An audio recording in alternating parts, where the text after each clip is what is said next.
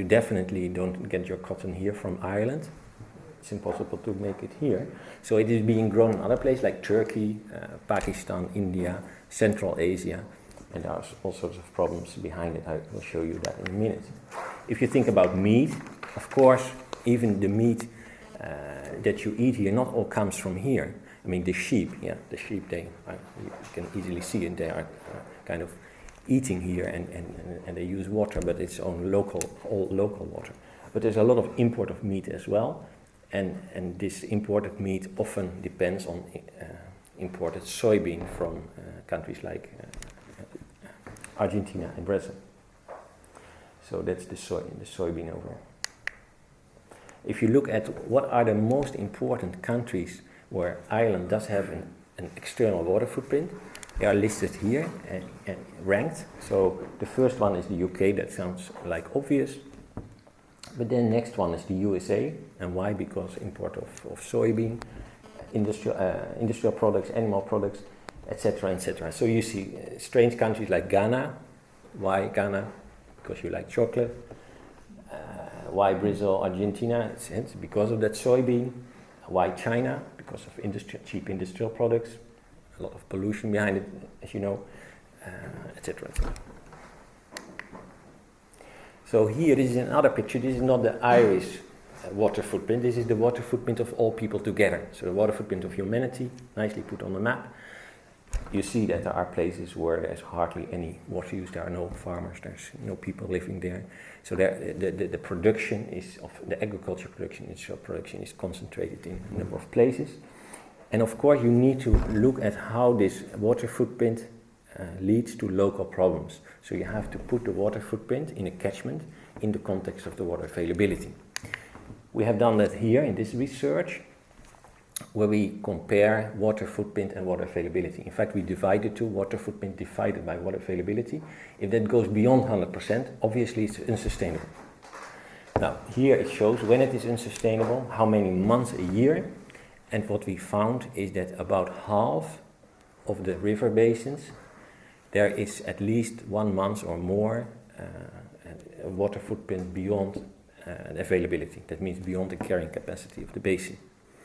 So about 2.7 billion people in the world are living in those river basins with water scarcity, which goes beyond carrying capacity of those catchments.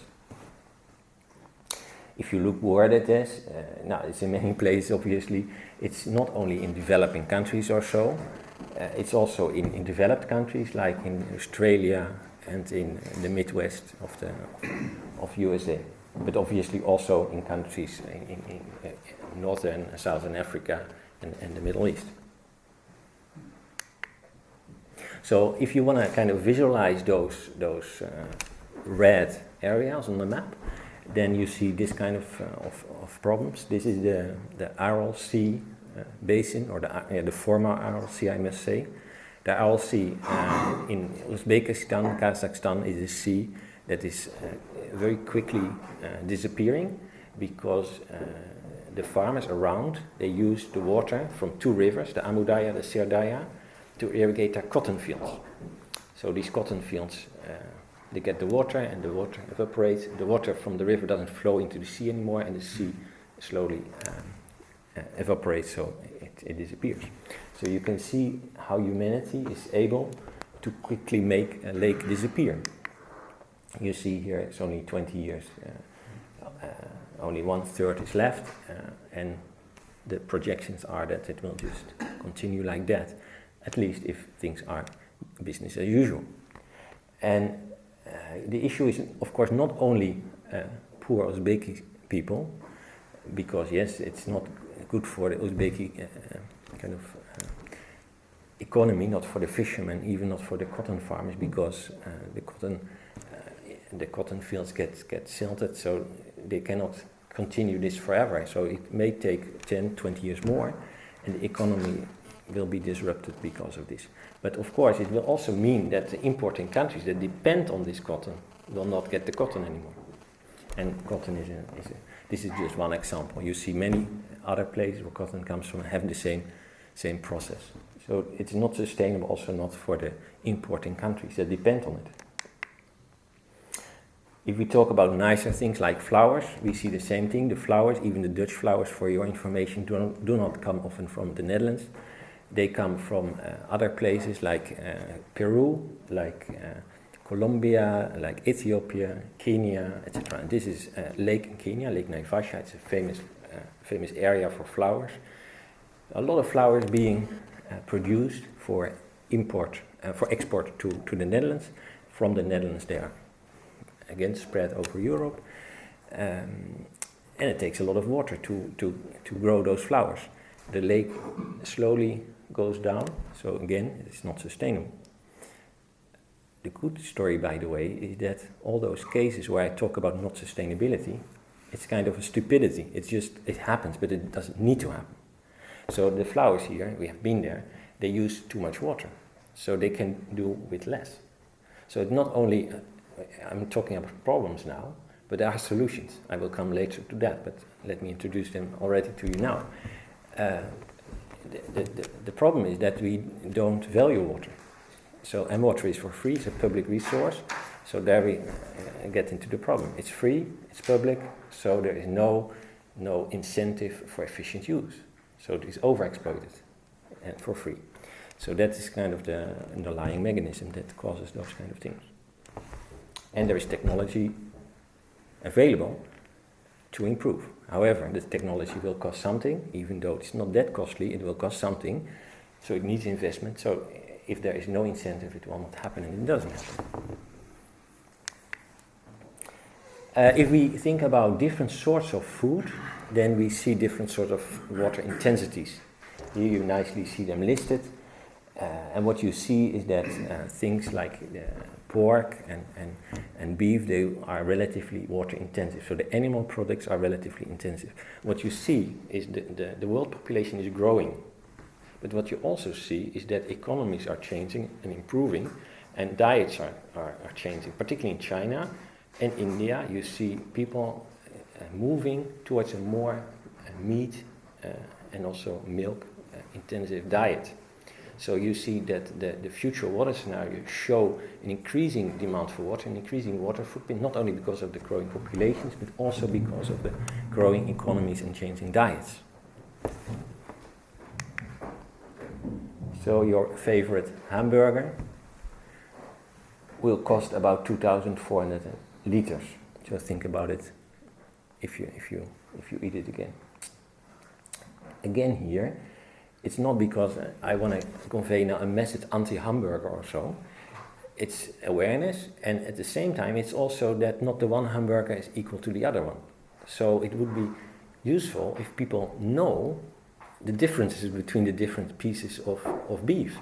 And we don't know because there is no information, no knowledge, no tracing of information, no mechanisms in the European Union or whatsoever to kind of account for the fact that there are differences in water demands between one piece of beef and another piece of beef, or one shirt of cotton and another cotton shirt. And that would be useful, of course, that you know, okay, this cotton shirt uses half the amount of the global average, while another one may use 2 or 3 times more. So let me show what it means if you compare different diets. You see here the kind of average diet in a Western country. You see here, check it. Here, about 950 kilocalories per day come from animal origin. Much more, 2,450 come from vegetable origin. So in average, we have an intake of 3,400 kilocalories per day. Not intake, that I say it wrongly because you would get too fat. It's what we consume. That means we buy it. So a lot we throw away. But anyway, this is what we buy.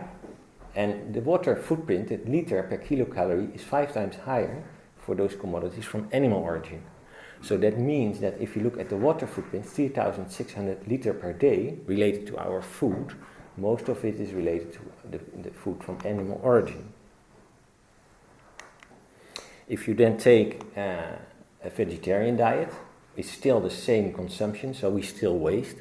However, now we waste more vegetable origin food, you will see that our water footprint gets reduced from 3,600 to 2,300. So it's a reduction about one third by just changing your consumption pattern. You also immediately will understand that these things are very sensitive to talk about. However, what I often say is, why not simply fire all the water ministers of the world? Why? Because what does the water minister do? Try to kind of solve end of pipe some water problems? Well, in fact, what really matters for the water scarcity in the world is what people do in terms of what they consume. So if you can influence that, you are much more effective than have a water policy. If you can influence somehow to the Minister of Economics or the Minister of Trade in a way that contributes to wise water governance, so that you have economic patterns that account for water scarcity patterns, then you would do very good. So, in fact, the story is about integrating water wisdom into decisions in other sectors. Not so much better water policy. Of course, water policy, we need water policy, we need water standards, etc. But what we really need, is to have an understanding in other sectors, economics, trade, foreign aid, agriculture, energy, on what means the policies in the other sectors for water. Because if in the other sectors you make decisions that integrate water wisdom, you will have a much better governance of water.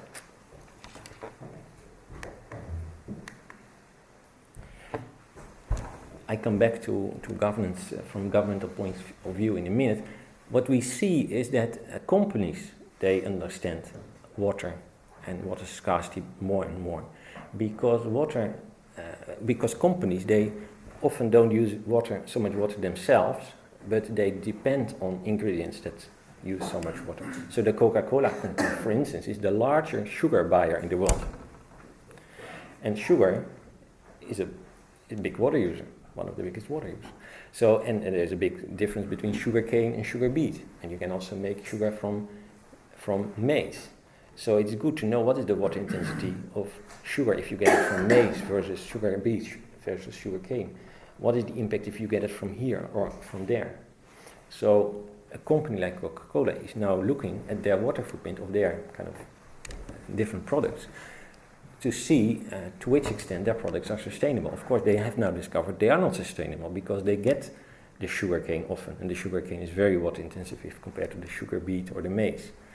And they get it from areas that are highly water scarce and where the sugar contributes to water, over-exploitation of water resources. With this knowledge, of course, they can improve. They can set strategies for water footprint reduction. I was also mentioning energy. What has energy to do with water? What you see in European policy, but you see it also in the US, in Brazil, in China, in India, and all over the world, is a movement away from fossil fuels toward biofuels. It makes sense because biofuels are less carbon intensive. However, it doesn't make sense at all if you look at the water implications of that. If you really look at how much water it will cost, if you implement those policies worldwide, just 10%, you get an incredible increase of water demand and water footprint. So you only enlarge the problems you already have in the water sector. So the energy sector solves its energy problem by creating a water problem. That's not what we need. What we need is solving our energy problems and our water problems at the same time. The water sector does do the same thing. They solve their water problem by, for instance, desalination. Now, what is desalination? It makes fresh water from salt water. So what is more wise than that? Because the issue is fresh water scarcity. So now you create new fresh water from salt water. So that seems like wise. However, it's very energy intensive. So what you see in the water sector, they solve the water problems by making the water sector more energy intensive. More joules per cubic meter, while the energy sector is solving its problems by becoming more water intensive. Of course, again here we need to integrate water policies, energy policies in a way that solves all the problems at the same time. And here it shows the kind of the numbers behind. It also shows that if you choose for biofuels, it makes sense that you look at different sorts of crops, like in Europe we see a lot of focus on rapeseed. It doesn't work. Rapeseed is there on the right side. Rapeseed can be used for making biodiesel. It's a very unwise choice to produce biodiesel, biofuel from rapeseed, simply because the water implications and the land implications are much bigger than if you would choose for sugar beet, which is just a proper alternative choice. But if you never look at these implications, the choice is made on other grounds. I've never discovered why there is not a discussion about if we make, first of all, whether we should make that many biofuels and whether it's really wise. But second, if you do it, then what sorts of crops you use for it? What are the implications for other sectors? Again, of course, water is for free, etc. There are a lot of subsidies in this sector, so then it is possible, but not sustainable. This is a bit complex, but it shows a lot in one graph. It shows the water footprint per capita for different countries. So you see on the left countries a low water footprint per capita, and on the right countries with a large water footprint per capita. And on the right you see countries like the US and Southern European countries, and at the left you see China and India. And in the middle, somewhere in the middle, you see UK, and also Ireland is in that region. So what you see is that the water footprint is very different per country. The global average is about 1,400 cubic meter per capita per year. And you cannot really imagine easily that the global average water footprint should go up. I mean, if it goes up, then you will see enlargement of the water problems in the places where already the water is used unsustainably. So the water footprint as a global total should go down, in fact. But let's assume that we are sustainable. If we just keep it at the same level as it is, then you immediately see that if China and India grow, other countries need to go down. So countries like the US, which have a water footprint twice the global average, it's not sustainable. What you see here is that it's not sustainable, it's not equitable. And what you also see is that it's our particular commodities that contribute to the water footprint, and I already mentioned the animal products and the cotton. So we may need to think about global water footprint targets in the same way as we are now used to think in terms of carbon footprint reduction targets. Then we get this problem, as we have seen it for carbon as well, that countries with a big carbon footprint like the US, they will not like the idea, because for water is the same thing for them. They need to reduce most because they have the biggest. However, they will probably find arguments that it's somehow not right, that they should reduce, but they will probably argue that others should not increase or so. I don't know. So you will have a political debate here, which may be as fierce as you have in the case of carbon. Nevertheless, in my new book, I introduced the idea of maybe a need for a Kyoto Protocol on water. Of course, we should not copy the mistakes as we have made then to water, so there's a lot more to say about that.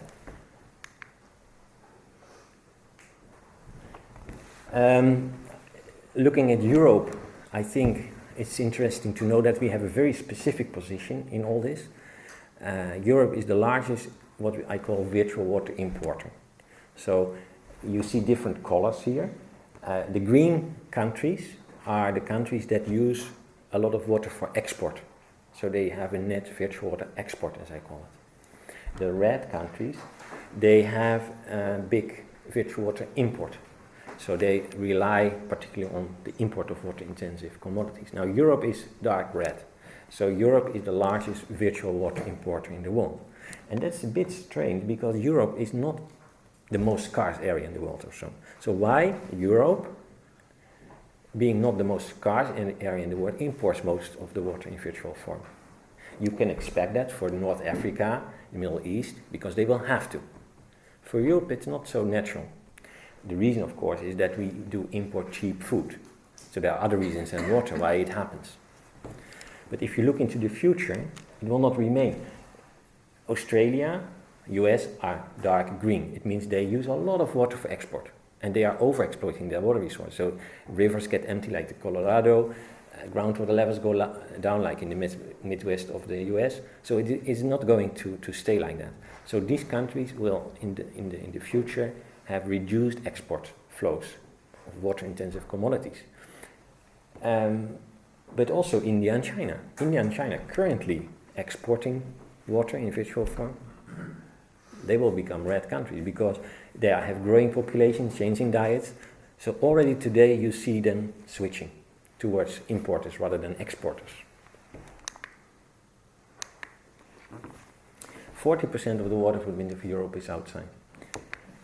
So if you look in the future, you think about water scarcity, and you think in terms of virtual water import or export, then we should understand that the future will not be like today. What we will see is that countries like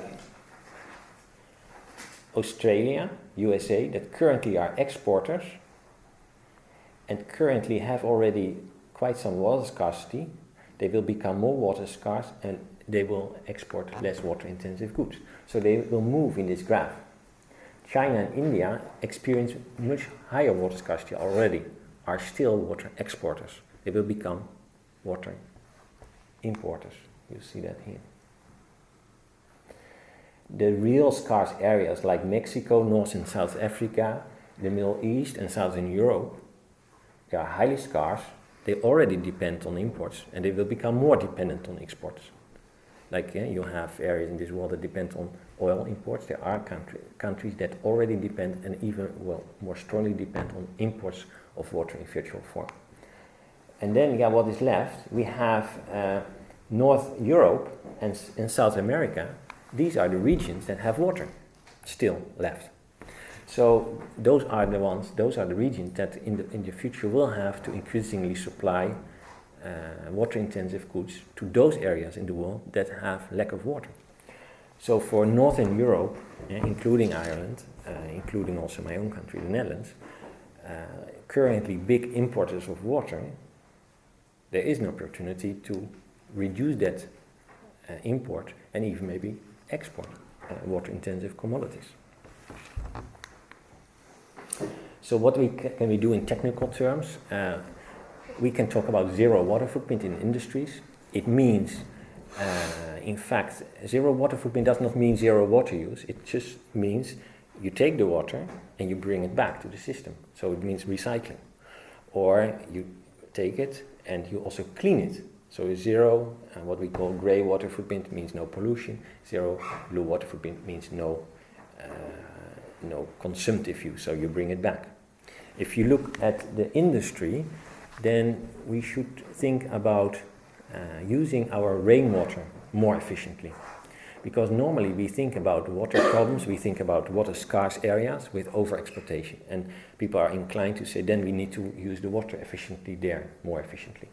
However, there are water abundant regions where the water is not used very efficiently. So if we make the water more productive in the water abundant areas, the rainwater more, then we have the production there where it should be, in the rainwater areas, in rain-fed agriculture, for instance. So we need to use our rainwater more productively and at the same time, of course, reduce the efficient use of irrigation water in water scarce areas.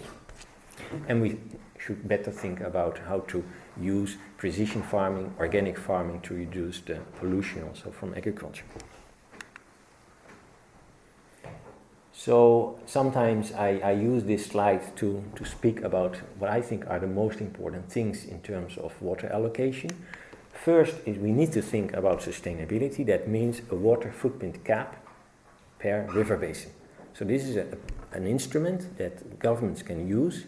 There's no government in the world that actually does use it. So it's an advice worldwide to introduce water footprint caps per river basin. That simply means that if there is no more water than there is, don't use more than that. Right? It's a simple advice, but there's no government in the world that does do that.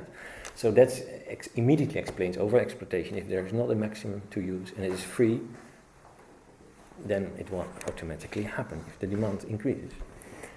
It's not completely true that it doesn't exist. In the NUMERO Darling Basin in Australia, there is a water footprint cap. However, they only apply it for surface water. So what you see is that people immediately move to groundwater. So they have switched the problem from one field to another field. So they can improve in that respect. So that is the first pillar, water sustainability. The second one is efficient water use.